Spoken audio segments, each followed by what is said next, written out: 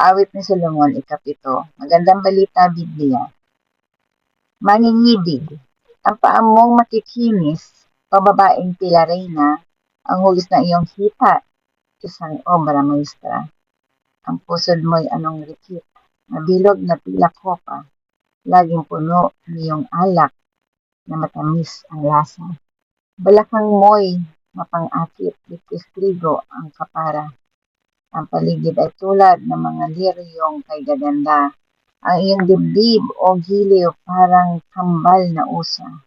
Punong-puno pa ng buhay, malulusog, masisigla. Ang leeg mo ay katulad ng toreng gawa sa marmol, mga matay na niningning, parang bukal sa may Hesbon.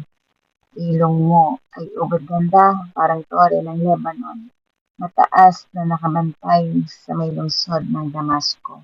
Para bang bundok ng Carmel, ulo mong napakaganda, ang buhok mong pinirintas kasing ganda ng purpura. Kaya naman pati hari na bihag mo na halina. Kaganda mo aking mahal, kaganda mo aking sinta. Sa akin ay nagdudulot ka ng galak at ligaya. Kahinhin ang iyong kilos tulad ng punong palmera. Ang libim mong ubod yaman ay tulad ng buwig niya. Puno niya'y aakyatin upang bunga ay pitasin. Sa tingin ko ang dibdib mo'y buwig ng ubas ang kahambing. Hininga mo ay mabango, mansanas na ang katuring. Ang tamis ng iyong labi ay katulad ng inumin.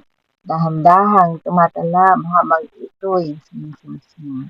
Babae, itong buhay na taglay ko'y sa sinta ko nakalaan.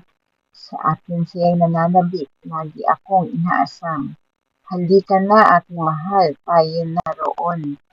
Sa may parang ang gabi ay palikasing magkasalo sa ubasan.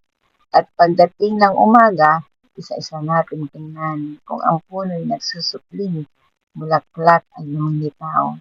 Ganoon din ang Granada, tingnan natin ang bulaklak at doon ay lasapin mo ang pag-ibig kong matatag. Ang halaman ng mondragora ay iyong ngang masasamyo. Bungang kahoy na masarap ay naroon sa ating pinto. Ito'y aking inihanda, ilaan ko sa iyo.